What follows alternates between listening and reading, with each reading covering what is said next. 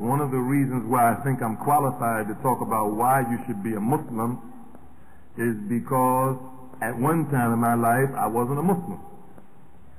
So I think after living both lives, I think I have some qualification on why a person, whether they are black, whether they are white, no matter what color their skin may be, no matter what texture of hair they may have, no matter what language they may speak, I think I'm qualified to say on this subject, why should you be a Muslim?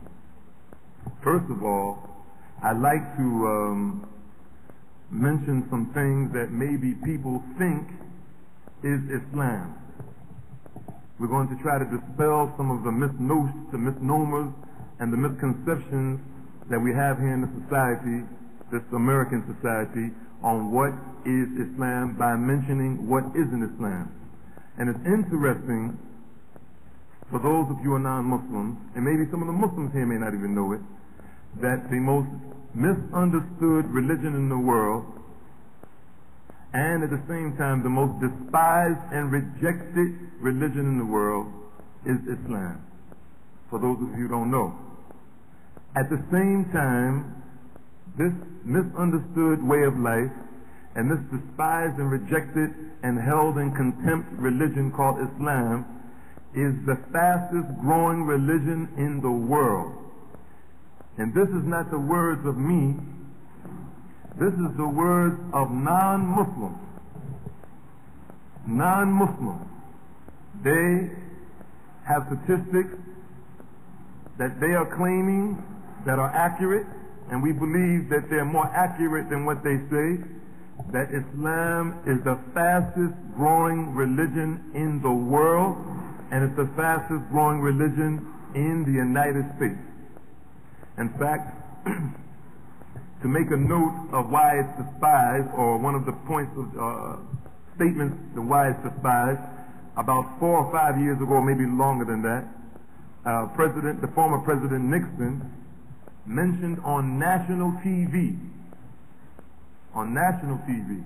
not in some park somewhere or in his blue room or green room when he was in the White House, but he said this on national television, that now that we've done, or we're about to do away with communism, now we have to concentrate on the biggest threat that we have to this nation.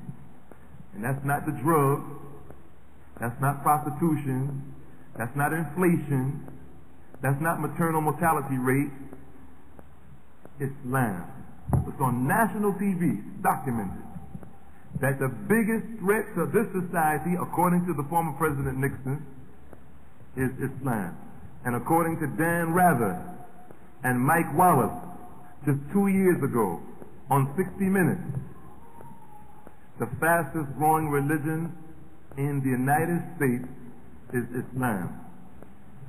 Without any advertising, without any national television shows, without any national radio programs, without any billboards like the Christians and the Jews and the other religions have, without any major advertising in any of the newspapers, Islam is the fastest growing religion in the United States and in the world. They added to this.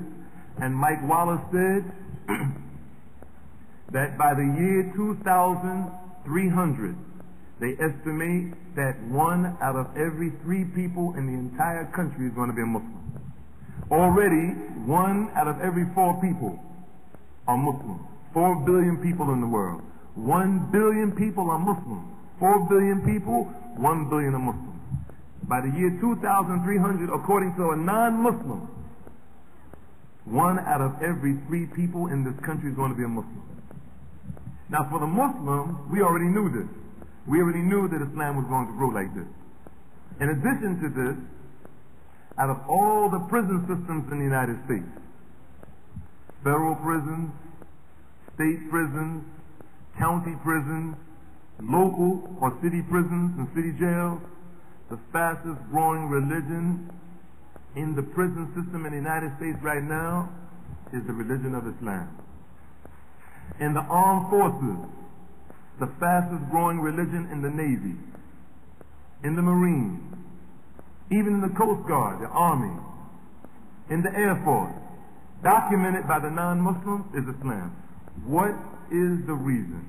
Why are so many people becoming Muslims? Why that when just 2 years ago, or around that time when this Gulf War broke out, why did over 8,000 members of the American troops, why did over 8,000 members of the American troops, while they were stationed in Saudi Arabia, accept Islam and become Muslims? 35% of them were white, 16% of them were women. And they also have some statistics that Islam is the fastest growing religion among women today. More women are accepting Islam now than any other religion in the United States. Why is this happening? Why are people becoming Muslims? Why are people accepting Islam? There's a lot of reasons. There's a lot of reasons. But one of the reasons, as when a Protestant chaplain, a Reverend Bogosian, one day when we were driving to work, I used to work as a chaplain, quote unquote, in New York State Corrections, and we used to carpool. I had an office with the Jewish chaplain and the Catholic chaplain and the Protestant chaplain. The Protestant chaplain one day, Reverend Bogosian, he asked me, he said, "Daoud, why did you leave Christianity?" Because he also knew that I was in the Christian ministry.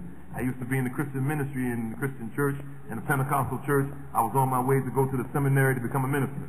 He said, "Why did you leave Christianity and accept Islam?" And I told him, I said there were at least 2 or 3 reasons. But the main reason was, it wasn't because of the oppression of black people and the white people had their foots on the black people's necks and all those other reasons that people always give for accepting Islam, or some other silly reasons, or not so silly reasons. I told him there was basically 2 or 3 reasons. And one of the reasons was that I just had this problem of understanding the Trinity and accepting the Trinity as a philosophy, for lack of a better word, or a concept that made sense. I told him as we were driving, he was riding my car, I said, it doesn't seem right for me as a creature of the creator of the heavens and the earth to worship, even though I was pushing this in the church, to worship a creator who's going to make something as a religious way of life have some confusion in it. It just didn't seem right that the creator of the heavens and earth would have some ambiguities or some vagary, some confusion or cloudiness around the basic principles of that religion.